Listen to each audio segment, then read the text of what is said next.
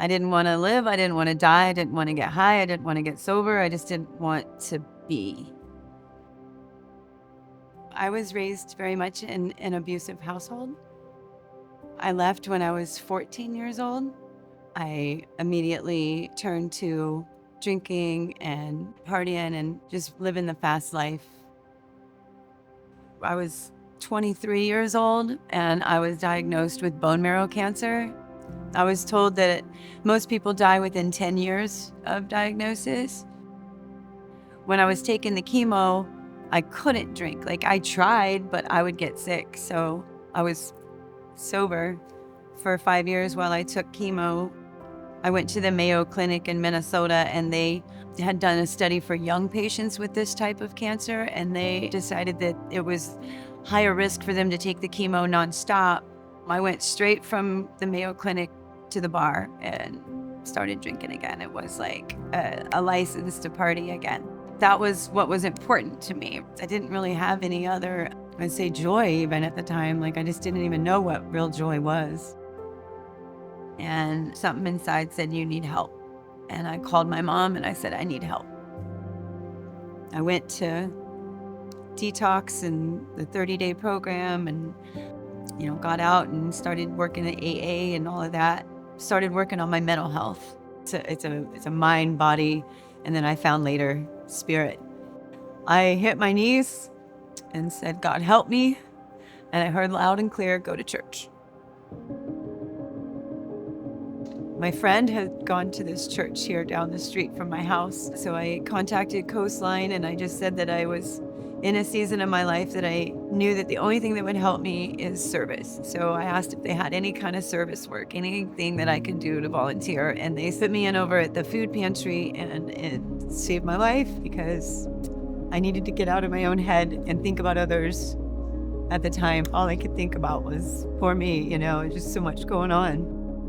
Brad had said, if you wanted to join our worship team, just send a video in. And I sent in probably the worst video ever, and they asked me to come anyway.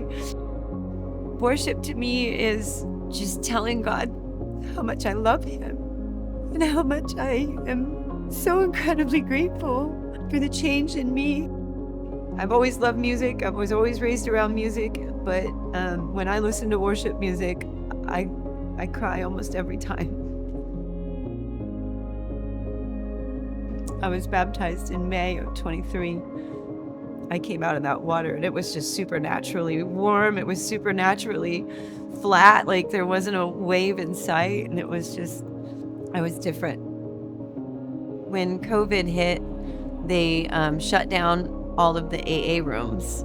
So I decided to start a beach meetup and just had folks meet up at the beach where we could have some recovery meetings. And that's when I decided to fund a surf team. And they could go out there and they could compete and they could raise awareness about recovery, and they could be that voice on the beach, the beacon of light. We do once a month programs with foster youth, and we also work with the military vets. And we just want to let people know that they can do things to get outside of their depression or anxiety or whatever it is that they're going through at the moment, that it's like move a muscle, change a thought, and really encourage them to find activities that they enjoy or that bring them, some level of peace or comfort. We also strive to have a big brother, big sister mentor club for our foster youth. So that's really the philanthropic side, but that's where my heart is. I didn't have that great of an earthly father. So learning about having a dad that loves me unconditionally, and just think about all of the kiddos or all of the folks out there that haven't had the opportunity to learn about this. I know what it's changed in my heart, and it's changed me from a person that would arrive into a room and say, here I am, to a person that would arrive into a room and say, there you are. It's a big difference.